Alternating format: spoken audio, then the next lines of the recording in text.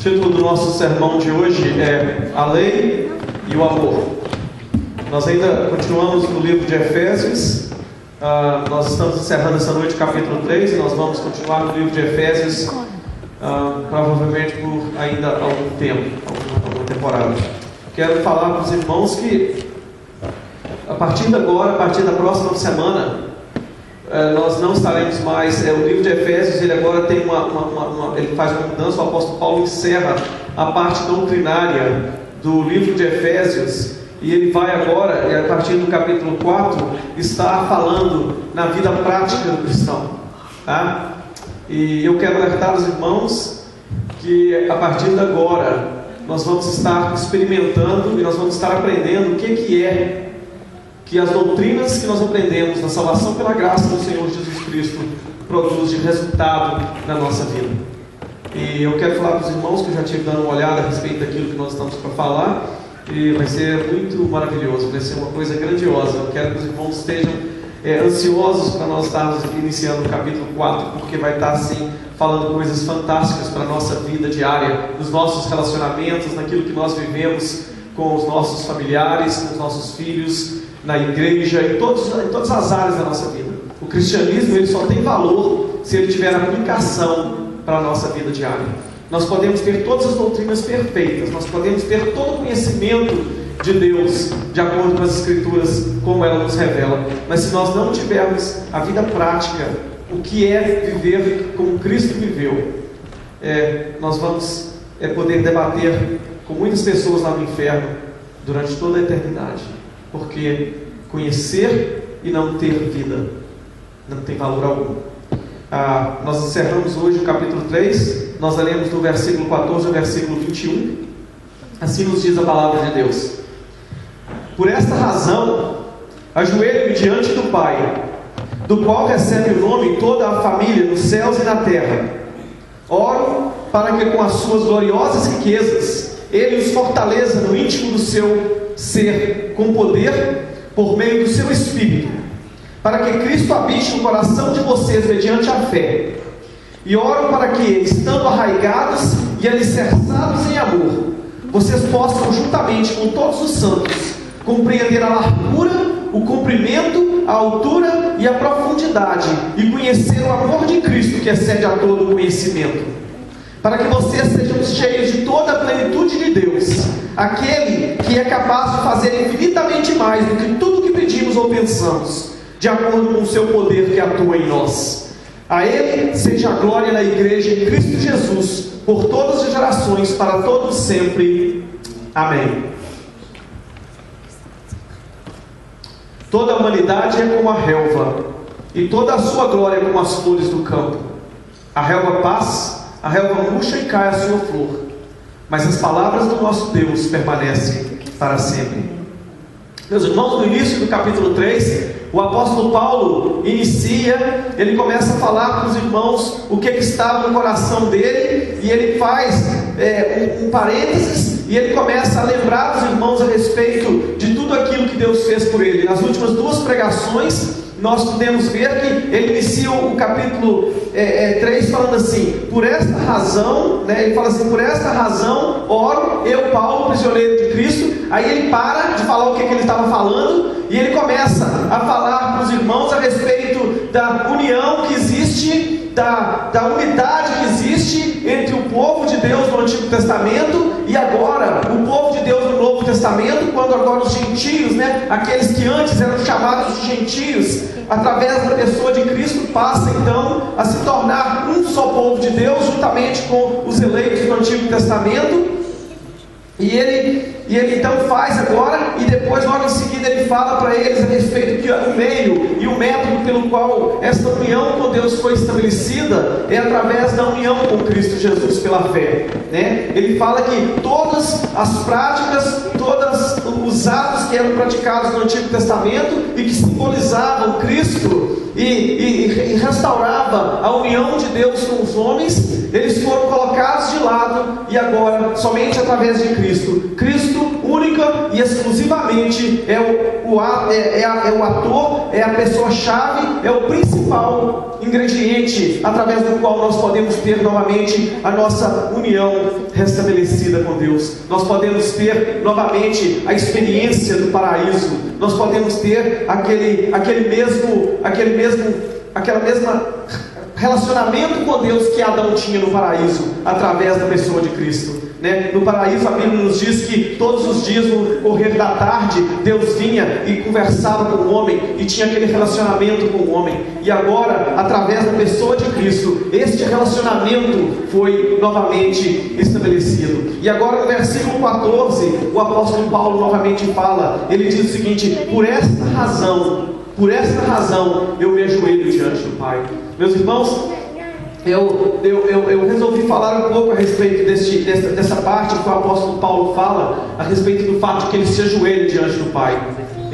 E eu falei assim: qual que é a postura correta para a oração? Qual que é a forma correta de orar? Existem, meus irmãos, muitas igrejas que põem uma grande ênfase a respeito da forma, do método, da maneira como você vai orar. Eles colocam que você, para orar, para Deus poder ouvir a sua oração, você tem que orar de joelho. Se você não tiver de joelho, não adianta. Existe até uma música que eu lembro que eu cantava quando eu era criança, que ela diz que de joelho é melhor, De joelho é melhor. E meus irmãos, é um pouco de imaturidade desses irmãos que acreditam que para Deus a postura em que você se coloca tem alguma diferença para Deus. Na realidade, o nosso relacionamento com Deus, ele é firmado mais na atitude do nosso coração para com Deus, do que na postura, do que na forma em que nós nos apresentamos a Ele. Se nós observarmos, a Bíblia está cheia de exemplos de pessoas que oravam e tinham um grande relacionamento com Deus, e a oração deles foram atendidas,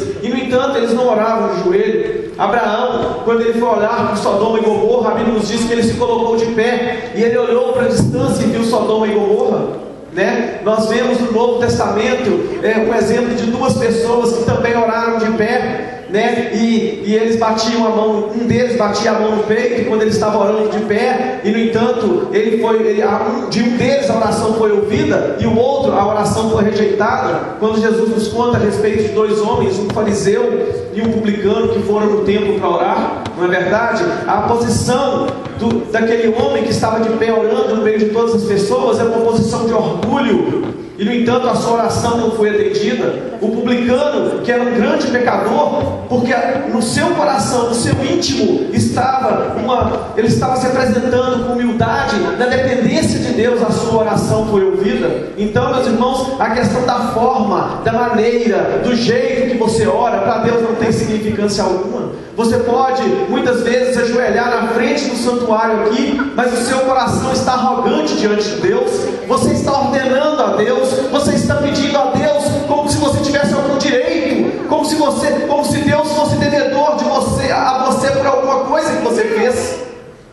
Ao mesmo tempo, você também pode estar ajoelhado, mas no íntimo do seu coração, no seu interior, você está reconhecendo a sua dependência de Deus. E o que está acontecendo com o apóstolo Paulo nesse texto é exatamente isso. Ele diz o seguinte: por esta razão eu me ajoelho diante do Deus Pai. O apóstolo Paulo, ele se coloca em completa dependência de Deus. Ele está falando durante todos os versículos anteriores a respeito da graça magnífica de Deus que salvou a sua vida, a graça que resgatou do pecado. E aqui ele fala assim: por isso, por causa de todas essas coisas que Deus fez por mim, eu me ajoelho diante dele. Meus irmãos, o que era mais importante na vida do apóstolo Paulo não era a posição pela qual ele orava, mas sim a posição do seu coração. Nós lemos na Bíblia de pessoas que, quando foram orar, caíram como mortos diante de Deus, como o exemplo de João no livro de Apocalipse. Elias foi um homem que teve as suas orações atendidas. A Bíblia diz que ele se colocava de joelho e enfiava a sua cabeça no meio das suas pernas para orar. Meus irmãos, é a atitude do coração que conta, é a forma como você se aproxima de Deus, é o desejo que você tem de falar: Pai, eu preciso do Senhor, Pai, eu necessito da sua graça, Pai, por favor, ouça a minha oração. É a posição. E o apóstolo Paulo continua falando uma coisa muito interessante. Eu quero falar para os irmãos que na versão que eu li, está falando por esta razão ajoelho diante do Pai. nas versões que foram tiradas dos manuscritos eclesiásticos, eu vou falar para os irmãos o que é manuscritos eclesiásticos daqui a pouco, nesse instante. Existe uma extensão, existe uma palavra a mais. Ela fala assim: o Deus e Pai do nosso Senhor Jesus Cristo. A Bíblia de Genebra, a gente fala Genebra em português. A Bíblia de Genebra, ela usa, e a King James Version da Bíblia também, elas usam a versão eclesiásticas, que é a versão, que é o texto original, o manuscrito original, que existem mais quantidades. A nossa Bíblia, essa Bíblia que nós lemos, a nova versão internacional, a autorizada, a Almeida autorizada, ela usa a versão mais antiga. E existe um debate dos teólogos a respeito de qual tem mais valor. Se é aquela que existem mais cópias feitas ou se é aquela que é mais antiga. Mas eu vou falar para os irmãos que eu vou citar isso porque eu acho interessante o fato que na versão que era mais usada, ou seja, as versões que eram copiadas mais frequentemente, que a igreja usava, a versão eclesiástica bizantina, existe o acréscimo da palavra Deus Pai do nosso Senhor Jesus Cristo, do qual recebe o nome toda a família nos céus e na terra. Eu acredito que essa versão que cita o Senhor Jesus Cristo, do qual recebe o nome, é a versão que seria mais apurada, pelo seguinte fato: eu creio que toda a família no céu e na terra, e a Bíblia diz que é uma família, ele diz toda a família nos céus e na terra recebe o nome do Senhor Jesus Cristo. O apóstolo Paulo nos ensina que existe somente um nome pelo qual importa que sejamos salvos. Meus irmãos, aqueles crentes em Cristo que hoje estão na presença de Deus, glorificando o nome de Deus, que estão no céu, a única razão pela qual eles estão no céu é porque eles clamaram pelo nome do Senhor Jesus Cristo.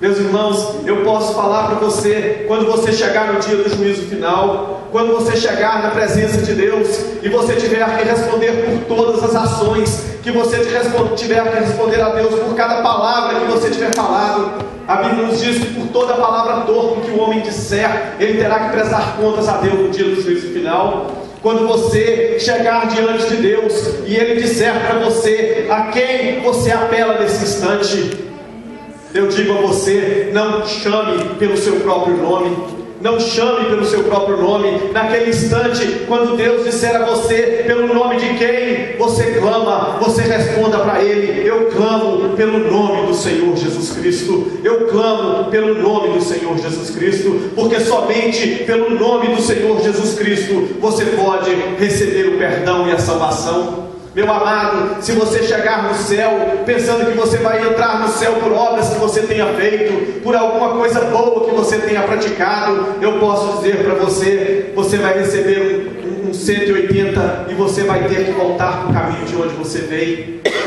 porque somente pelo nome de Cristo toda a família de Deus no céu e na terra é chamada e recebe o seu direito de se tornar família de Deus por causa do Senhor Jesus Cristo.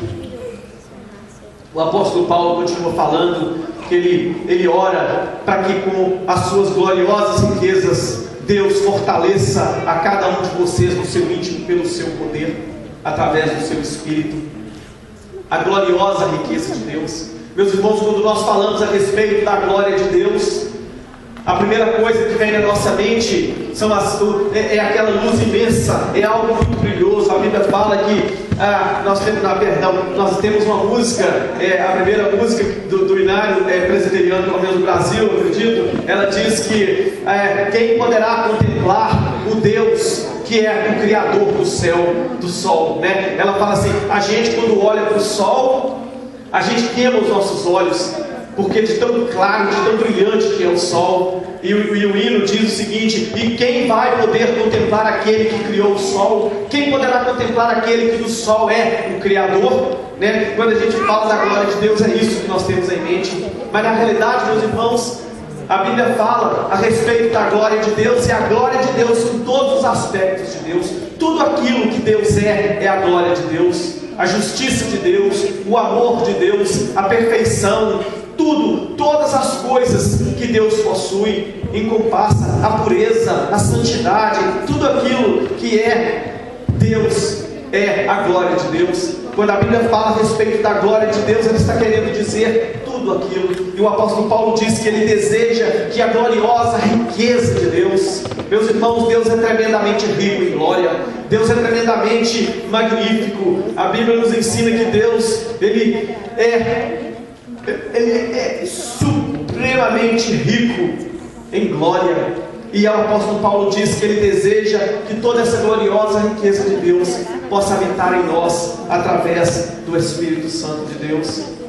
Meus irmãos, isso é importante demais, porque quando nós entendemos, quando nós compreendemos a gloriosa riqueza de Deus, quando nós entendemos a graça de Deus, o amor de Deus, a justiça de Deus, a santidade de Deus, e quando nós entendemos que essas coisas se tornam parte da nossa vida, nós tomamos uma nova posição. Nesse texto agora, o apóstolo Paulo começa a fazer uma transição suave para a vida do crente. Ele começa a nos mostrar que quando o amor de Deus habita verdadeiramente em nossos corações, a nossa vida toma uma nova direção. Nós estávamos conversando com o irmão essa semana a respeito da eleição divina, e ele diz que geralmente as pessoas acusam aqueles que acreditam na eleição divina, dizendo que se eu sou eleito, se eu fui escolhido por Deus e eu não perco mais a minha salvação, quer dizer então que eu posso viver a vida da maneira como eu quero, quer dizer então que eu posso cometer toda espécie de pecados, afinal de contas eu fui eleito e eu não vou perder a minha salvação. Na primeira parte, eles estão certos, aqueles que foram eleitos estão seguros na mão de Cristo, eles não podem perder a sua salvação. Mas por outro lado, eles estão completamente errados no que é ser eleito. Meus amados, um indivíduo que é eleito, um indivíduo que é escolhido, como nós vimos no início do capítulo deste livro, ele tem arraigado dentro dele as qualidades de Deus que foram a eles imputadas pelo Espírito Santo, e o seu desejo já não é mais o que ele tinha antes. Antes o seu desejo era viver as últimas do mundo, antes o seu desejo era viver no pecado. Como nós ouvimos testemunhos anteriores, de que as pessoas que antes não tinham um relacionamento com Deus tão arraigado, ele tinha o conhecimento de Deus, mas o seu entendimento e o seu prazer estavam em outras coisas. Mas uma vez que nós recebemos essa gloriosa riqueza de Deus pelo Espírito em nosso coração, o nosso prazer agora é outro, porque agora nós somos arraigados e nós somos alicerçados no amor. E aí surge a grande pergunta para os irmãos: e o que é o amor? O que é o amor? Na cultura de hoje em dia, e até mesmo em muitas igrejas, eu vou falar daqui a pouco para os irmãos a respeito do que as igrejas têm transformado o amor de Cristo, é como que um abandono da lei. Existem aqueles que dizem: nós não precisamos mais da lei, porque agora a lei é o amor. Meus irmãos, eles tiram na realidade aquilo que é o amor quando eles tiram a lei. Quando nós tiramos a lei de Deus e julgamos a lei de Deus de lado, nós não temos mais base para entender o que é o amor. E muitas vezes a própria igreja, e principalmente as igrejas atuais, elas têm como que um determinado nojo da lei de Deus. Eles têm medo, eles têm pavor da lei de Deus. Eles querem que todas as outras igrejas abandonem e joguem de lado a lei de Deus, porque agora nós só vamos viver através do amor. Como se o amor fosse algo que nós pudéssemos definir por nós mesmos, como se o amor fosse simplesmente um sentimento que nós temos, um sentimento que vem e entra no nosso coração, e nós ficamos assim, todos fervorosos, nós começamos a abraçar uns aos outros. Isso que é amor, que coisa maravilhosa. Mas, meus amados, o amor que a Bíblia fala é outro. Amor é ação, amor é prática. Amor não é um sentimento, amor é a prática. Jesus Cristo dizia: se você me ama, faça. Se você me ama, faça aquilo que eu te amo. Como que nós podemos amar o nosso próximo se a lei de Deus não nos mostrar o que o amor é? Se a lei de Deus não falar para nós isso aqui que é amor? A Bíblia diz que o amor é o cumprimento da lei. Ele não quer dizer que uma vez que você tem amor, você elimina a lei, não. Ele quer dizer o seguinte: o cumprimento da lei é o amor. O amor e a lei são a mesma coisa. Como é que você ama? Como é que você ama? Você ama, você chega para o seu pai e fala assim: ah, pai, eu te amo. Mas você não honra o seu pai, você não respeita o seu pai, você não obedece o seu pai. Meu filho vira para mim todo dia e fala assim: papai, eu te amo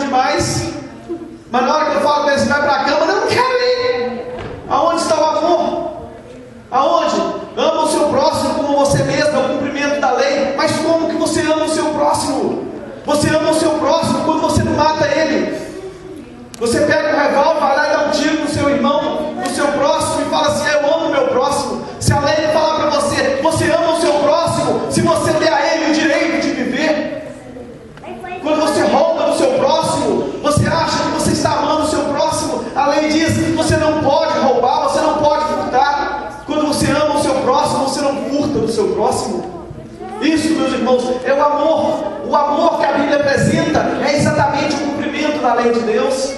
Agora, é mais profundo. Afinal de contas, como que nós vamos viver nesse mundo complexo em que nós estamos vivendo, cheios de leis que muitas vezes estão contradizendo as leis que Deus nos deu? Você diz o seguinte: eu não tenho inveja do meu próximo. Mas quando você vai eleger um presidente, você elege aquele que vai tirar o dinheiro do seu próximo para dar para você.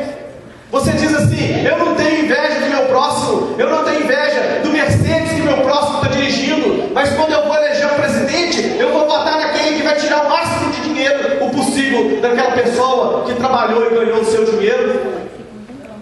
Quando você elege aquele presidente que vai facilitar o assassinato de mais de 50 milhões de crianças.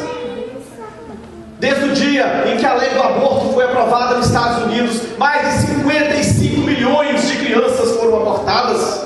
Amor ao próximo. Você ama o seu próximo, é através do seu voto. Você ama o seu próximo, é através das suas ações. Vocês estão vendo como que Deus deixa claro para mim e para você as complexidades da lei, que nós vivemos no mundo onde a lei de Deus é abandonada, e agora Ele nos ensina: isto é o amor de Deus é isso. Há muitos anos atrás, na Noruega, como é até o dia de hoje, era proibido a pena de morte. Não existia a pena de morte, e as pessoas não podiam possuir armas. Um indivíduo numa ilha da Noruega matou 90 pessoas. 90. Ele pegou 21 anos de cadeia, porque dar mais de 21 anos de cadeia para um indivíduo não era amor, não era amoroso, era uma punição severa demais. O máximo que podia se dar era 20 anos, 21. E ninguém podia, na Noruega, matar aquele indivíduo que estava assassinando as pessoas, porque ninguém podia possuir armas dentro de casa. Criar leis que não permitem ao homem defender a sua família é imoral diante de Deus. Eu não sou a favor de armas, porque eu não possuo armas, eu não tenho revólver, eu tenho até medo de pegar em mim. Mas quando nós proibimos as pessoas de defender a sua própria vida, quando nós criamos leis e votamos para pessoas que não vão permitir com que um pai de família defenda os seus filhos e a sua esposa de bandidos que entram nos lares para roubar e matar, nós não estamos manifestando o amor de Deus. Nós não estamos manifestando o amor de Deus, quando a Bíblia nos ensina claramente que o homem tem direito de usar dos métodos necessários para defender a sua família. Meus irmãos, o apóstolo Paulo ora para que nós estejamos alicerçados no amor, mas para que nós possamos entender o amor, nós temos que ler, nós temos que entender, nós temos que conhecer a lei de Deus, nós temos que fazer uso da palavra de Deus e falar: Pai, como eu vou amar a minha irmã Beta? Como que eu vou amar o Gilberto? Como? Não destruir a família. Não prostitua, não destrua. Se você não quer que a sua família seja destruída, não destrua a família do outro. Isto é amor. Amor é aquilo que você quer que seja feito para você, você faça para o seu próximo. Se você não quer que as pessoas venham na sua casa e destruam o seu casamento, não vá na casa deles destruir o casamento deles também. Vocês estão vendo o que é o amor? Amor não é um sentimento, amor é fazer. Amor não é você ter uma good feeling, você se sentir bem porque você gosta demais de conversar com aquela pessoa. Amor é não falar mal do seu próximo, é não falar mal dele, sair para a rua fora falando mal. O que eu vou te contar é só porque eu quero que você ore por ele. Eu vou só te contar isso que está se passando na vida do Eric, porque eu quero que você ore por ele, e você começa a fazer fofoca com o nome dele. Não toma o nome do seu próximo, não destrua o nome do seu próximo. Isso é amor. Se você não quer que aconteça isso com você, não faça isso com ele. Nós vamos aprender nas próximas semanas como lidar quando nós temos um problema com um irmão dentro da igreja, como que nós vamos lidar com ele. Mas por enquanto o apóstolo começa a apresentar o que é, aonde que nós temos que estar alicerçados para que nós possamos ter o amor verdadeiro. Nós temos que viver a nossa vida em amor, através da obediência à lei que nos foram entregues. E finalmente, o apóstolo Paulo encerra falando a respeito de que a Cristo seja toda a glória, a Deus através de Cristo, ou a Cristo seja toda a glória por todas as gerações, para todos sempre. Meus amados, ele encerra este capítulo 3 de uma maneira gloriosa. Ele clama por Cristo no início e ele clama por Cristo no final. Cristo é o princípio e ele é o fim. Ele é aquele pelo qual nós tiramos toda o nosso espelho. Ele é aquele em quem nós nos espelhamos. Ele diz a Cristo, a Ele seja a glória na igreja e em Cristo Jesus por todas as gerações, para todos sempre. Meus irmãos, quando nós nos deparamos com a lei, quando nós deparamos a perfeita lei de Deus, nós vamos com certeza nos encontrarmos culpados. Se você está lendo as Escrituras e você não está vendo nela nada que te condena, se você está lendo as Escrituras e nela você não está aprendendo nada de errado com você, você não deve estar lendo as Escrituras. Você não deve estar. Porque a partir do momento em que você começar a ler a Bíblia, você vai encontrar falta em você. Você vai encontrar tanta falta com você que você não vai ter nem tempo de observar as faltas do seu próximo. Meus irmãos, mas é aí que entra o Senhor Jesus Cristo. É por isso que o apóstolo Paulo encerra falando a Ele seja a glória na igreja. Porque somente quando você reconhece, quando você vê que você não está amando da forma como você deve amar, quando você vê que você não está amando verdadeiramente como a Bíblia ensina que você deve amar, você só tem uma pessoa na qual você pode alicerçar a sua fé. Você tem somente um no qual você pode voltar e confiar nele. Eu faço isso na minha vida quando eu vejo a ingratidão no meu coração, quando eu vejo que eu estou cobiçando aquilo que não é meu, quando eu vejo que as pessoas são prósperas e eu fico porque eu não sou próspero como eles. É para Cristo que eu vou. É para Cristo que eu vou. Quando eu vejo que eu estou odiando as pessoas no meu coração, e olha, eu vou falar com você uma coisa, parece uma coisa terrível. O ódio entra no seu coração quando você menos espera. Quando você menos assusta, a raiva já tomou conta de você e já jogou você no chão. Seja isso no trabalho, seja isso quando você está dirigindo, seja isso quando você está dentro da sua casa se relacionando com a sua esposa. A sua esposa, a pessoa que você mais ama no mundo. Por qualquer palavra, num dia quente, que ela fala, você fala, meu Deus, eu detesto essa mulher, eu não tolero ela mais. Ai, Deus, leva esse marido meu daqui. E o bonitão lá, né? Meu Deus, eu não tolero esse homem. Como que eu tolerei esse homem até hoje? Eu não tenho suporte ele mais. O ódio, a raiva entra no seu coração, toma conta de você. É nessa hora que você tem que clamar pelo Senhor Jesus Cristo. Senhor Jesus, tira isso do meu coração. Eu não tenho como me livrar deste pecado terrível. Eu só posso confiar no Senhor para me dar a libertação. As igrejas promovem muito cultos de libertação. 7 cultos e você vai ser libertado. Você só se torna escravo do esquerdo deles, né? 7 cultos você tem que... Meus irmãos, somente em Cristo você encontra a verdadeira libertação.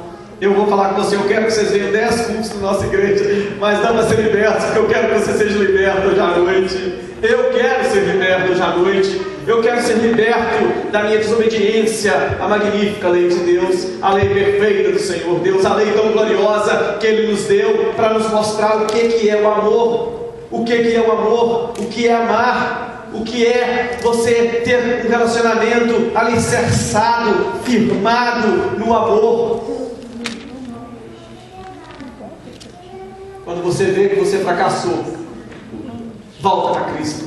Vai para Ele, fala, Cristo, eu preciso do Senhor. Cristo, eu preciso do Senhor. Me ajuda, como aquela mulher que Cristo disse, filha, você tem a fé, ela disse: Pai, eu não tenho fé, me ajuda na minha descrença. Eu creio, me ajude na minha descrença. É nesta hora que nós glorificamos a Cristo, porque nele nós encontramos o apoio, nós encontramos a solução. A Ele, a Deus, seja a glória na igreja e em Cristo Jesus, por todas as gerações, para todos sempre. Oremos, Senhor.